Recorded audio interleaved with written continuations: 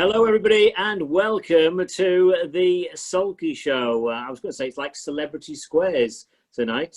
I'm hosting tonight's show with the one and only Sarah Thomas. We have got a special guest. On the caption, it says Jenny Jones. This is not as pretty as Jenny Jones. Maybe as talented, but not as pretty. It's Marc Jones, and he's in that lucky square because the last few weeks we've had the likes of Vicky Gill, Michael O'Mahony, Mick Law. They've all had winners after appearing on the Sulky Show. And we've got the one and only Craig Stevenson, the man who conjures lots of jobs at the one time at York. He's 1 minute he's reporting the prices for the Press Association. Next minute he's on the track chasing after the winners with his microphone. And the microphone's working for you now, Craig. Yes, it's been working the last few weeks. It's due a breakdown shortly. There must be. There's obviously some magnetic force. You and microphones, they don't connect. They don't gel.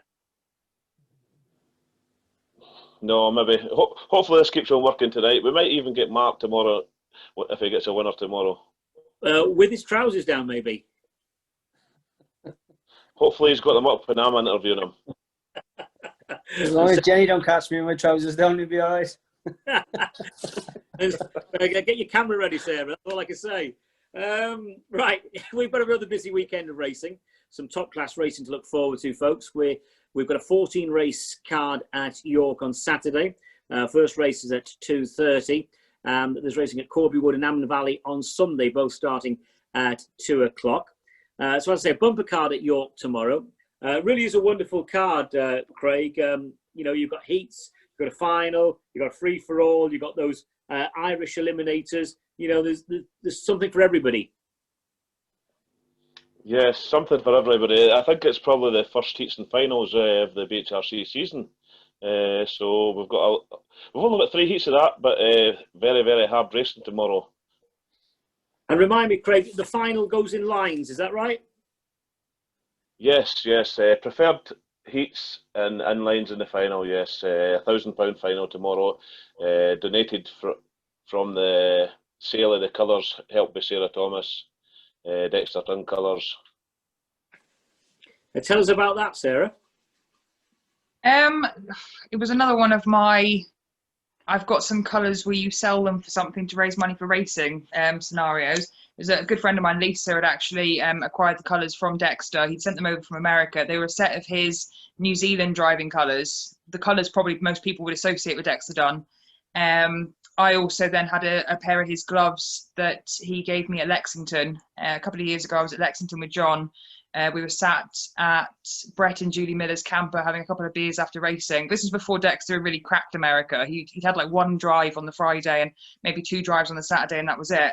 And he pulled a pair of brand new sparkling white gloves out, and he said, right, I'll sign these for you. You can take them back and raffle them off. But before he gave them to me, he then rubbed them in the grass to make them look like they'd been used. And I just felt a little bit like maybe he'd kind of ruined them at that point, because I liked them when they were sparkling white. The person who won the colours and the gloves has never mentioned it, but it was a good friend of mine, George Carson. So, yeah, he's just about fitted into the colours at one stage when he'd lost a bit of weight for boxing. Whether he's still able to fit into them now, I don't know. But yeah, the gloves and the colours, we raised £1,500 with the raffle for that. £500 went to Corbiewood and £1,000 to York then, which obviously Craig has put into this final on tomorrow, Saturday. Don't know what day of the week is, tomorrow. And thanks to Smart Bookmakers for sponsoring the free-for-all. I mean, I'll take the credit for that one as well, because Mr. Smart Bookmaker is not in the room at the moment. He's been banished yet again. Yeah, he wanted to see a free-for-all, I think. He wanted to see a free-for-all over a mile and a... I've been through this before you, Craig. Mile and a quarter? Mile and a half? Mile and a half. Mile and a half, yes. He wanted to see a mile and a half free-for-all, so that was his brainchild, and he likes to put a bit of money back into the sport as well, because it is obviously his living. He does make a living from it, so he tries to put back where he can.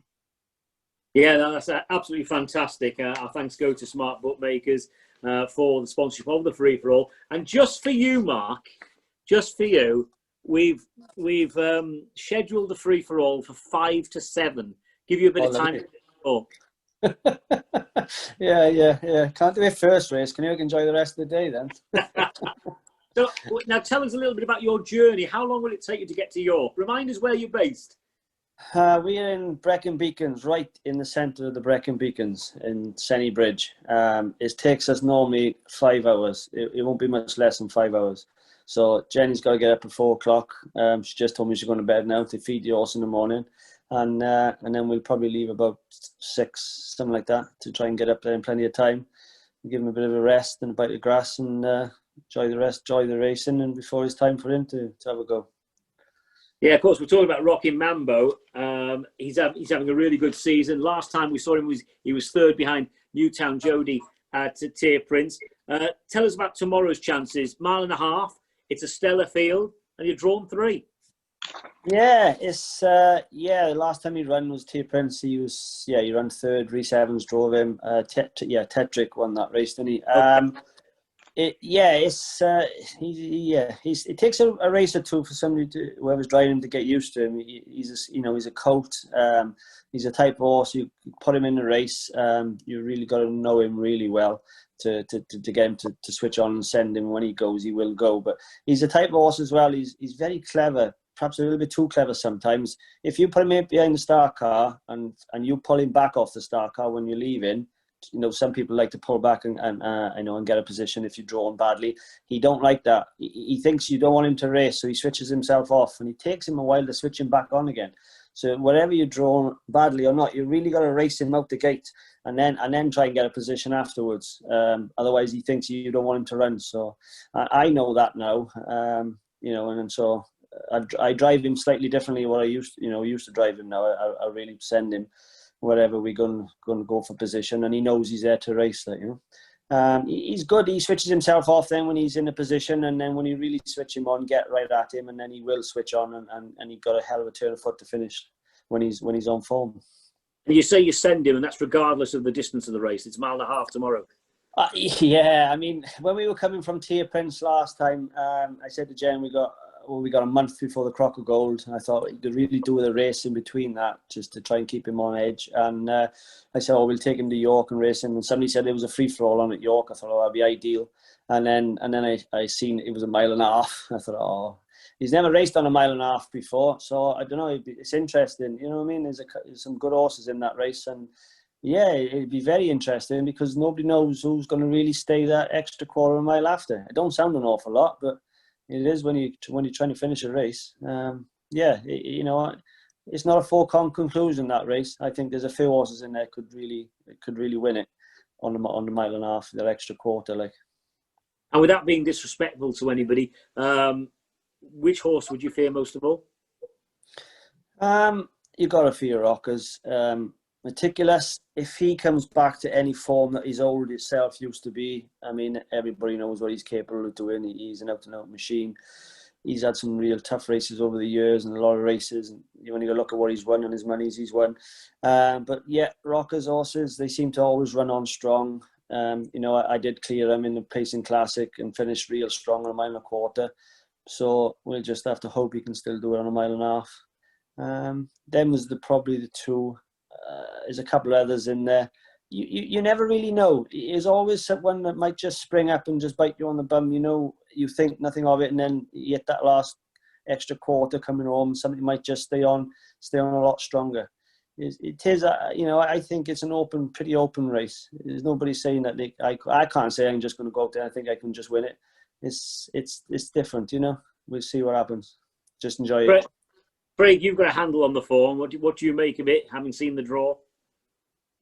Meriton moving up in Mambo are the two class acts, but there are two horses in here who love the distance. Mikey Camden loves the distance, and so does Reed's Passion. Reed's Passion's form over the extended mile is second to none.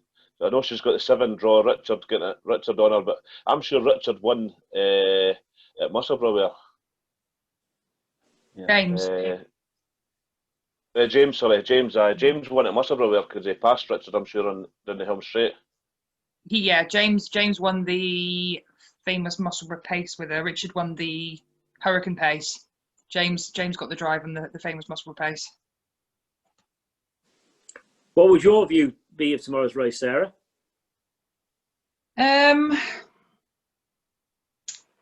I think we've named all the kind of main protagonists really.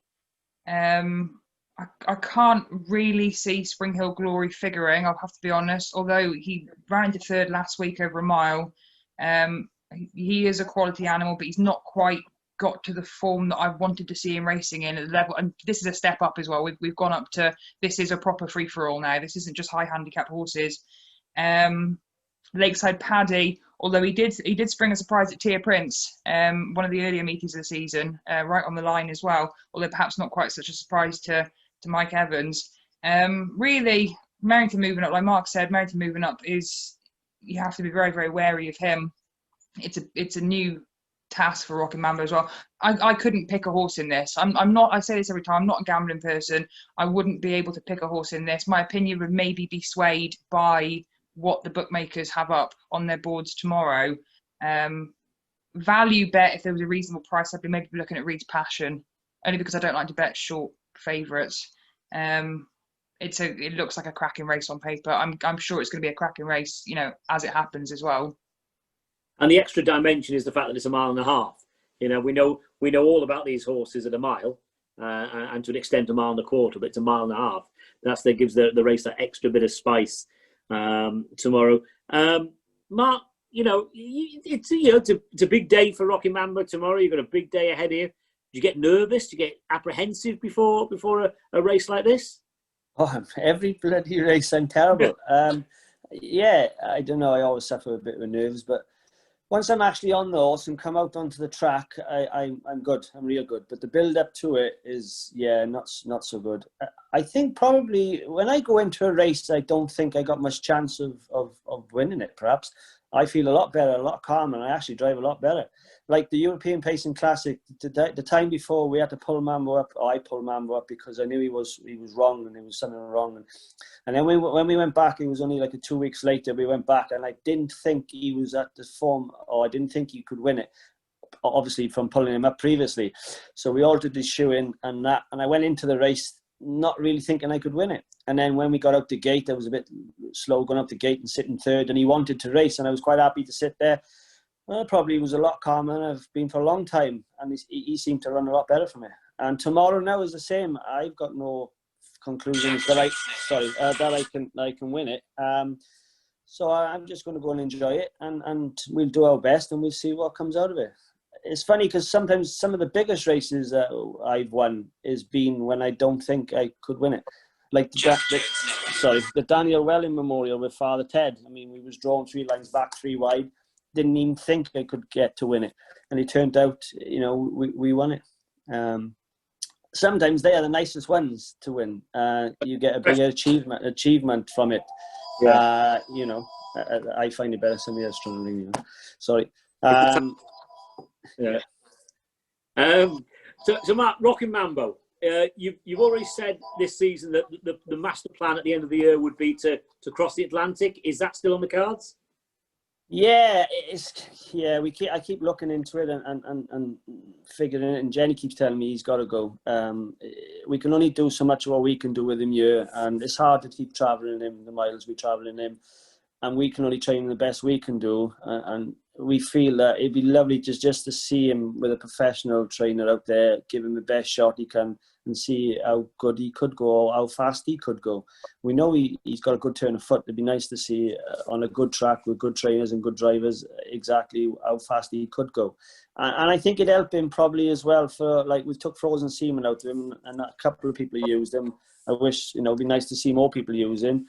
If he could go a serious clock out there, I think it pushes quality over here for people to use him a lot more. I mean, he's tremendously well bred. You know, he's out of Western Hanover Mare.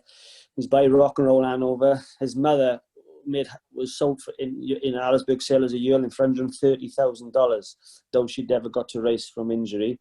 And he was actually, Tom Hill actually bought her as a yearling for that amount of money in the beginning. So, you know, the blood's there and the breeding's there. So I think he's got everything that you would need in a stallion. He's got temperament is unbelievable.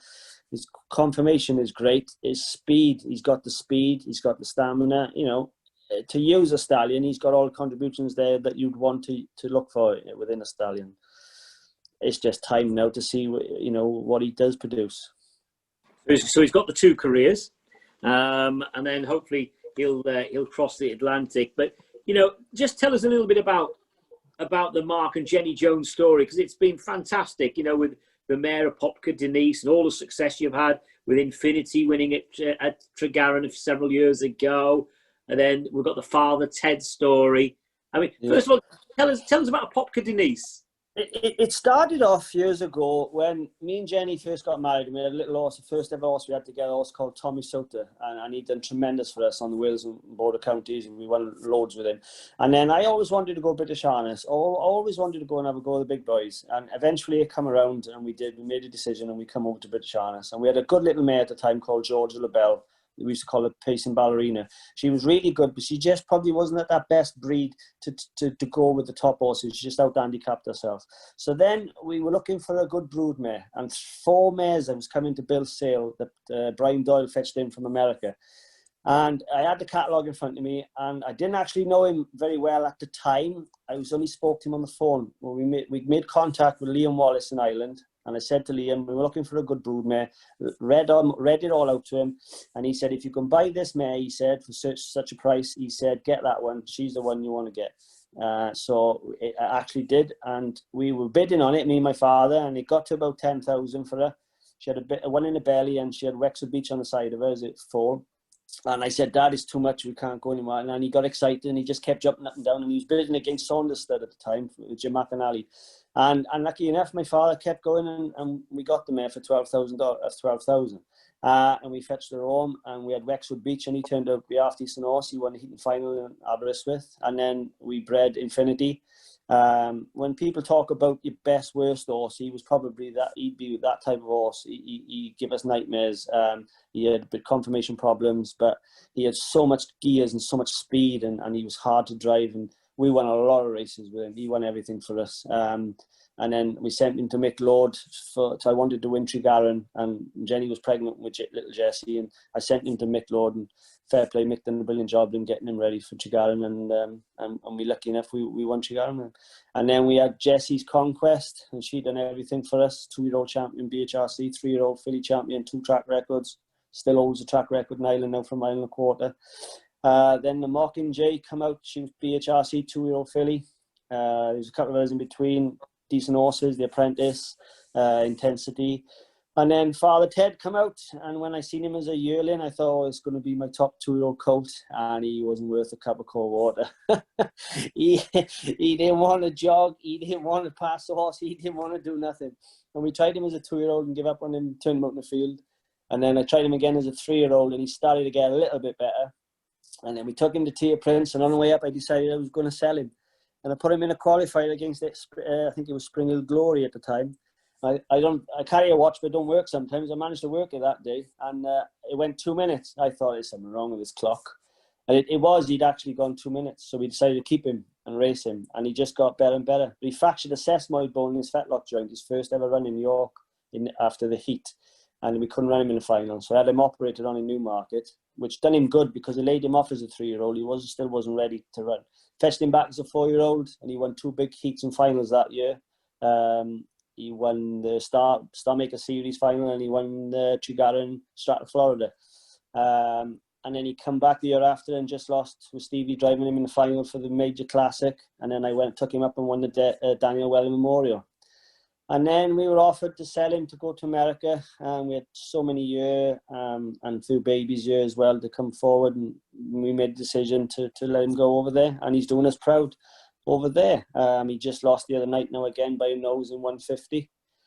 I just wish they would take the blinkers off him. We knew what he was like over here, and he's a type of horse, he's gutsy, but he likes to see him, and he wants to see him to race him. I mean, you can't tell them boys how to train horses. They're better than we'll ever be. But I'd just like to see him either flip him up with open bridle and be home straight and just let him look at him. He keeps losing by these nostrils. I don't know whether it's just because he perhaps just can't get there on that day, but I'd just love to see him open them up and just see if he could just look at him. I honestly think he would go on past them, you know. And we got a lovely 2-year-old filly this time out of Popka Denise by Doombeg. I know people say Doombegs don't make juveniles as 2-year-olds, but I honestly thought this one was going to get there. But COVID-19 hit us, and Amford track was shut, and we couldn't work it down the clock. And I made the decision to turn her back out again because I didn't think it was fair to race her without putting the preparation that she needed. And now we got a lovely colt on the side of her now by Sweet Lou, which is a bit uncanny really, because we were thinking of a good name for him. Couldn't think of a name for him. And I'm born on the 22nd of August. My father's born on the 22nd of December. My mother's born on the 22nd of January. His sister's born on the 22nd of July. The mare was 22 years old when she gave birth to him this time, so we decided to call him Catch 22. And lo and behold, a week after we decided what we was going to name him, they did a virtual tour of Diamond Creek Farms with Courtney is out there, obviously. And when they went round the paddocks and they went and showed Sweet Lou's paddock, and every paddock out there is numbered. And lo and behold, believe it or not, he's number 22 paddock, number 22. So I guess his name was meant to be. So yeah, so we're looking forward to these when they grow up now and see how they go. We'd love to get her back in fall next year now to Rocky Mambo. That would be lovely if we could get a fall out of her by Rocky Mambo. I mean, it's an amazing story. You've got an amazing CV, Mark. It's just tremendous. It's an embarrassment of riches. They always say the horse makes the person. You know, I mean, yeah, we work hard with them, and we were very lucky and very fortunate. We're not made of money. You know, we work hard. We're just normal working people. I'm a farrier. My father's worked hard all his life. We were just very lucky to drop on that mare at that time, which is crazy because we become very good friends with the Wallace family out in Ireland now, and well, even Jessie, his middle name is after Alan's mother, which is Liam's wife. You know, we're that good friends with them now, and without them telling us to pick that mare at that time, or we could have got outbid by Saunderstead, probably my career wouldn't have gone as good, because at the end of the day, you still need the stock. No matter how good a trainer you are, you still got to have the stock underneath you. And it's getting harder to win these big races. You don't realise how good the quality of good horses you've got at the time until you move on to something else and you think this is not as good as what I had before or whatever. And then you start to appreciate actually how good real good horses are to come by. You know, they're hard to come by and getting harder. The speed and the times they're actually going now, you know, is phenomenal, like, you know. Well, we're looking forward to seeing your young stock in time. And when we get rid of COVID-19, will you be crossing the Atlantic to watch Father Ted? Yeah, it'd be nice to go over and see Rocky Mambo as well. Yeah, we'd love to go over there and watch it. Some of the, you know, we've got a lot of mares, you know, we're breeding from, and some of the stock we got, we're actually going to take to York sale to sell some. I've invested a lot of money in some of these youngsters. And you know, I can't keep them all, and it's getting harder and getting slightly older to get up in the morning and try and train them before we go to work in the morning. So we're just going to keep a small amount, keep one or two back, and the rest of them will go to the sales. You know, there's Rocky Mambo's brother is going to be booked down to go to York now. He's by foreclosure, and we fetched him back this week now from TAC, and he's a cracking looking colt. It's sad. I don't want to spend too much time around him because I won't want to sell him. But he's down, and he's got a sister to Rocky Mambo. She's got a filly going to the sales by foreclosure again. He's one of the Eternal Bell. That's going to the sales. And then I think there might be another one of the Jesse's Conquest filly by Hasty All. That's a cracking filly. That's the one that I'm still debating on whether to keep or sell or not. But, you know, if they go and they make the money, I probably, you know, we'll have to leave them go. But it's hard when you love them so much and you want to keep racing. It's hard to try and part with them. But we can't keep them all, you know, and they're good quality. I just hope they go to somebody who ever buys them that looks after them and does them good, because I think they could be serious race horses. Wow. Now, this guy is not a full-time trainer. He's not a full-time breeder. His profession is a farrier. But absolutely fantastic story. Great success story, Mark. Absolutely brilliant. And you mentioned the sales. Guys, let's have some information about the sales. We've got some big sales coming up. Craig, tell us a little bit about the York sale. York sale is on the 17th of October. The entry forms are out now. We've got some at the York at the track printed off. Entries close on the 25th Friday the 25th of this month, September. We'll have the sales on in the morning, 11 o'clock, and we'll have racing about 2 o'clock in the afternoon. All the yearlings will be in the stables. We should have enough stables for all the yearlings. Any racehorses that are coming in the sale, if there are not enough stables, they'll be showed later on. But can enter now. Download a form off the BHRC site, or you can contact myself and I can forward you on a entry form and things like that. Any problem, just give me a phone. And will there be catalogues published in a few weeks' time? Yes, entries close the 25th, so hopefully how quick Karen Kennedy can get them ready, we'll hopefully have them out for the following week. Karen done a good job with them last year, so we'll get them out, and hopefully we can get some over with the boys when they go to Ireland, so we can get a box sent over there as well, when they're over in the IHRA juvenile finals in the 11th. So I think Mick Lord and Laidlers and Haythorne mates, they're all over. Well, they've all got horses declared to go over. So October 17th, York Sale, 11 o'clock in the morning. Yes, long day again. Another long day, Craig. We're used to it now, aren't we?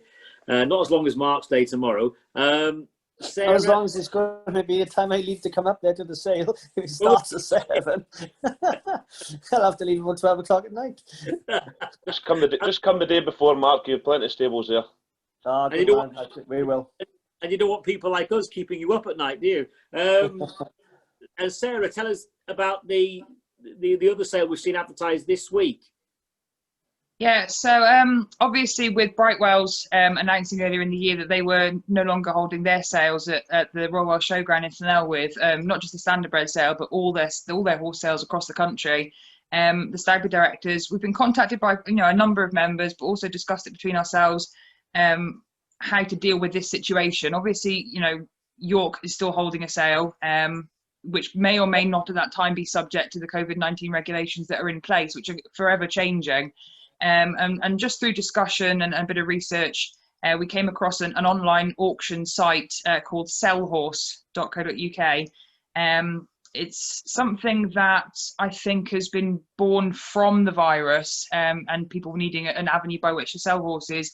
And just through conversations with the founders of this website, and they've done several sales through the course of the year, we have been able to essentially strike a deal with them to hold 2 standardbred specific sales this year. The first of which starts on Wednesday, the 30th of September. It's not a one-day thing. It actually runs for a couple of days. All the horses are shown as available to look at, to view, with their pedigree pages, photos, videos, etc. from Wednesday the 30th of September. The sale actually ends on Friday the 2nd of October for that sale. There's 2 days of bidding essentially.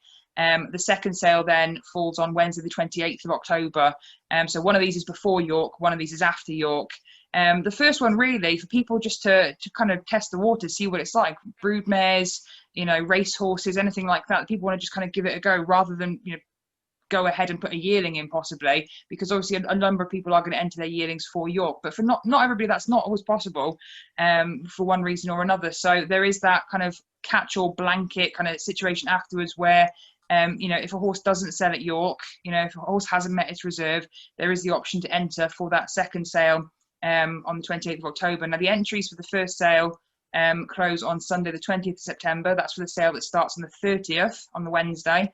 The second sale, the entry shut on Sunday the 18th of October, which is the day after York, for the sale which will commence on the 28th of October. For both these sales, the entries are free. There is a 5% buyer's commission and a 5% seller's commission, which will be applied. 7% of that 10% commission is coming directly back into the standardbred industry, which is a great deal Stagby felt that they've been able to strike with Sellhorse. It's a new venture. It's there to offer people a choice. It's not direct competition for York at all. It is there to allow people to make a decision. If they don't if they're not able to sell their horse at York for any reason, whether it's not being able to attend, whether it's because the regulations don't allow them to for any reason, or if just because they don't get the reserve or the money they were hoping for at York, there is that option to look at the online sales as well. It's something that has been working, I think, for the Welsh Pony and Cob Society members who've been selling their horses through the course of the summer via this website. It's a new initiative. If people want to kind of support it, give it a go, then please do. If you want any more information, you can speak to some of the Stagby directors, myself, Gwen and Thomas, Sue Young, Ryan O'Neill. We're all kind of aware of it. But as I mentioned, this is not a direct competition with York. There are a number of Stagby directors who are entering their yearlings for York sale, because we want to support York as well, and because a traditional in-person sale like that is what a lot of people are used to. But there is this alternative. I know horses have been getting sold via some private kind of auctions on WhatsApp for the last couple of weeks. This is an alternative. It's something perhaps those people might want to look at as well, because although there is commission applied, some of that money might come back into racing. So it's just another option for people, really. And like I said, if you want more details, it's on the Stagby Facebook page, or you can speak to the Stagby directors.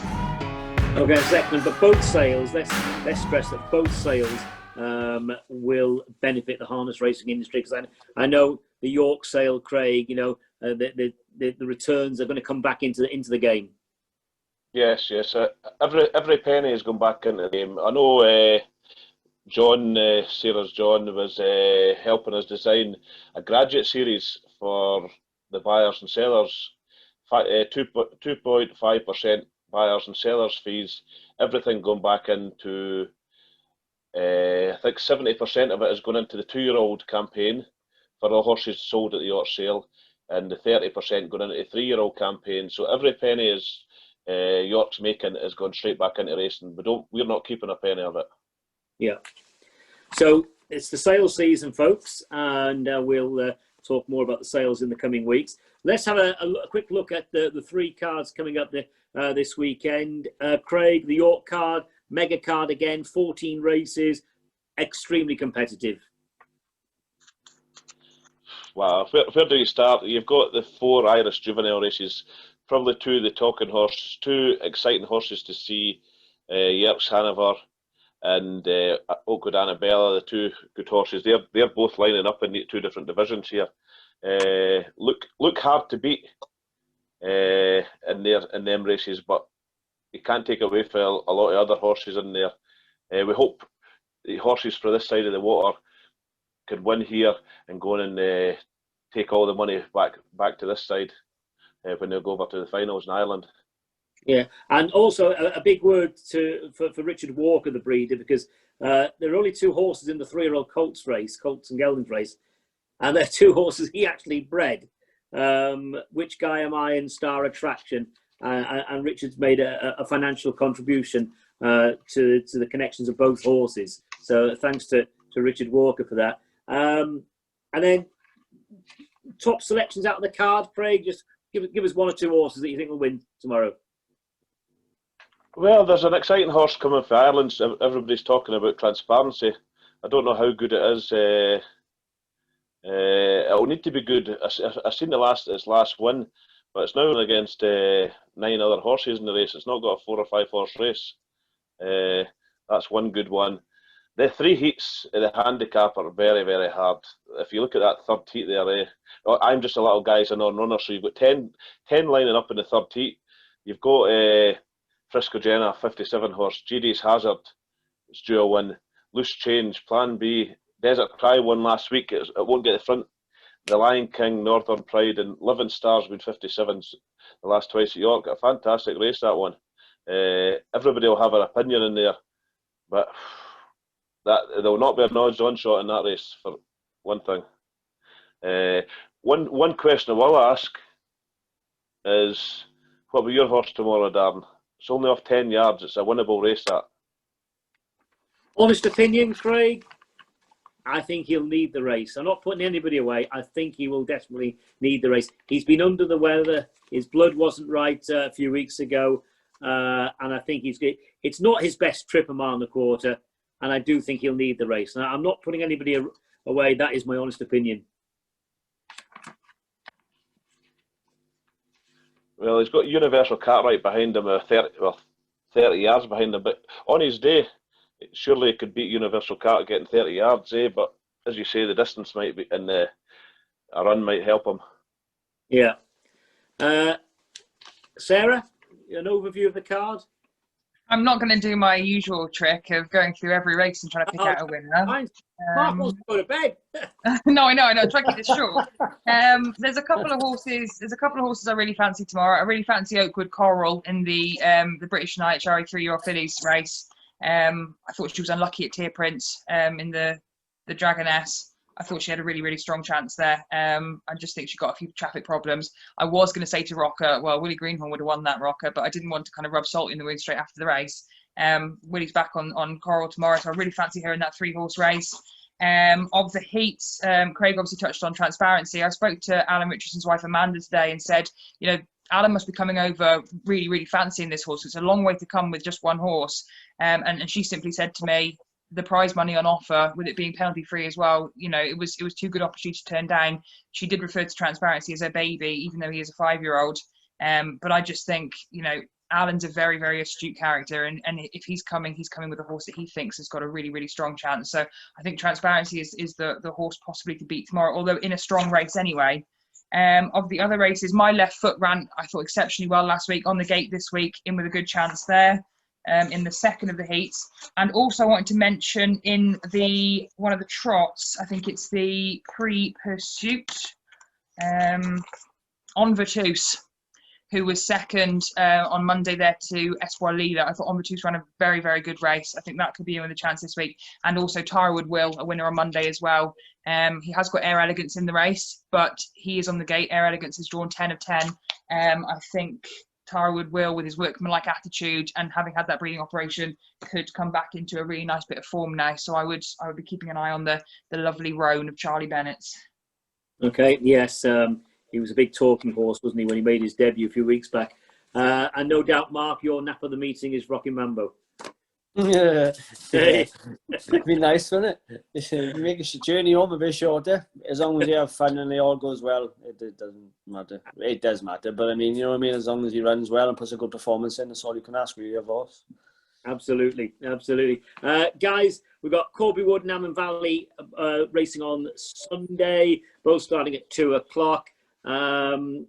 I take it, Craig, are you at Corbiewood on Sunday? Yes, at Corbiewood on Sunday. I can't make Amman Valley. Can't do the two places at one time. Before you then, Sunday card. What? I think Richard Haythorne could make the journey pay with Get Me Out of Here. It's got the one draw. Good horse in beside it. Reeds Louis. It's got the 4. It might be getting the feelers of the track. It might be better getting a run round the track before it's 3-year-old Derby next week at Corbiewood. Then I've not got much opinion of the full card. The top heat's a very good race. Air Paparazzi's got a fantastic draw, right behind Blue Titan, who will go out fast. Might pay to go for 3 in a row at Corbiewood for Joseph in that race. Then a fantastic mares race. Look at the class of the mares running on Sunday. Air Majorette, Air Empress have won numerous races. That'll be some burn up going around the first corner. Air Majorette's not got the best draw. Air Empress has got could get a good run if Hawthorne Dreams can hold the front, but Bet AM will be pushing out. Notice Richard Haythorne meeting Bet AM this week. I don't know if that's the first time he's been on that one, but very good card for Sunday. And Sarah, Corbiewood? Yeah, nice to know that you're coming this week, Craig, because I had to stand in as regional steward last week in your absence, which was a terrifying prospect for everybody concerned. I did your application form at the BHRC. Well, I think my 2 previous application forms are still floating around somewhere in the office, maybe the old office. The old office, before my time. Yes. There's a couple of horses on the card. Brywin's John Allen in the first race was, I thought, quite impressive on his debut at York, finishing second. Always Be Lucky, the 2-year-old, went very, very nicely in a qualifier at Corbiewood last week. He was, noted by a lot of people. He's a half brother to Beachbound, who was a good 3-year-old. But a 2-year-old there with Tam McKenzie, very, very nice around the track last week. Craig mentioned getting the out here winner last week. Also, Reeds Louis. I think Reeds Louis' gate speed, even though he's in the death seat, as we call it, drawn 4 on the gate, Reeds Louis could, if he takes a pole, just take Jack Foodie straight to the front. And after that, then they've got to come and pass him, which can be difficult. There's a wide open race in the 3rd. Crafty Dream was a winner last week, drawn 8 of 8 this week. GD's Blizzard returns to racing from the Scott Catigan stable now, as Ali McKenzie's no longer training his own horses. We'll see how GD's Blizzard goes. Of the other races, there's a couple of horses that's interesting. Air Paparazzi, as Craig mentioned as well. You know, last 2 runs at Corbiewood have been wins. 2nd at Tier Prince, possibly a bit of a surprising result for some people, but the horse was in good form, comes back in good form. But Rob Hall, drawn 8 of 8. You know, these preferred weeks really, really suit the back markers like Rob Hall. He's not having to trail what he would normally have to trail. And the mare's race, absolutely fantastic. I couldn't be prouder as a Stoutley director to see a full mare's race to start with. This is the first mare's race in the country that's had, you know, max number of horses in it the track can allow, and really, really good quality mares as well. Obviously trying to pick up points because the final is on the 3rd of October at York. So we're starting to run out of chances for some of these mares to pick up points. They're all desperate to get into this final. I'm really looking forward to that one. That justifies being the last race on the card, one to build up to.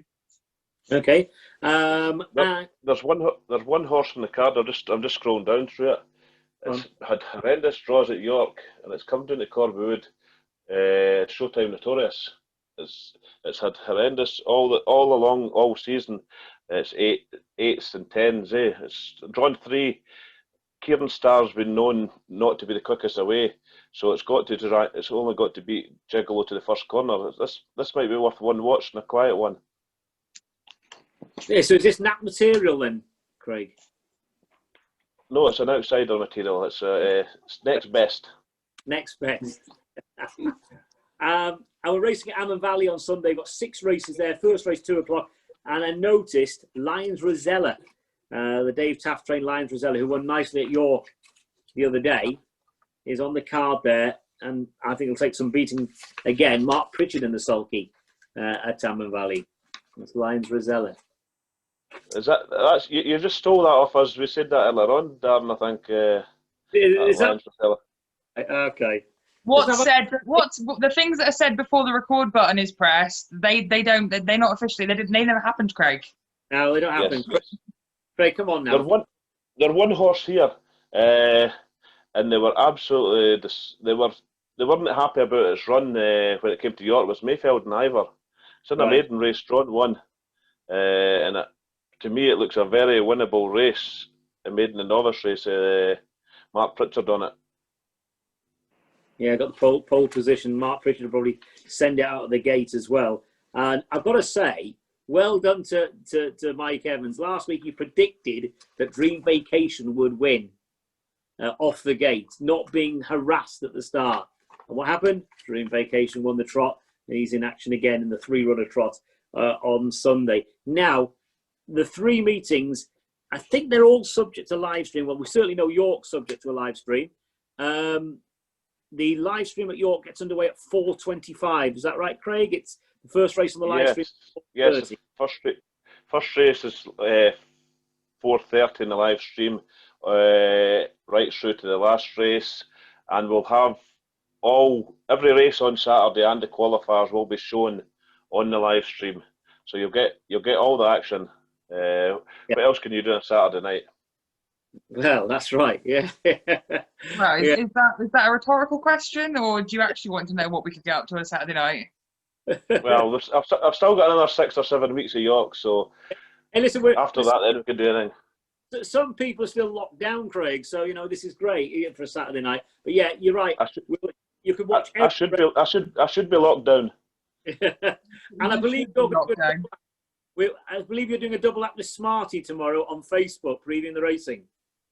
Yes, I've managed to get John. We'll get him into the winners' enclosure and go through his angles from a bookmaker's point of view. We don't always hear that at York. We've been interviewing drivers and owners the last few weeks, even a few trainers last week. We're trying to get different people every week to get different views.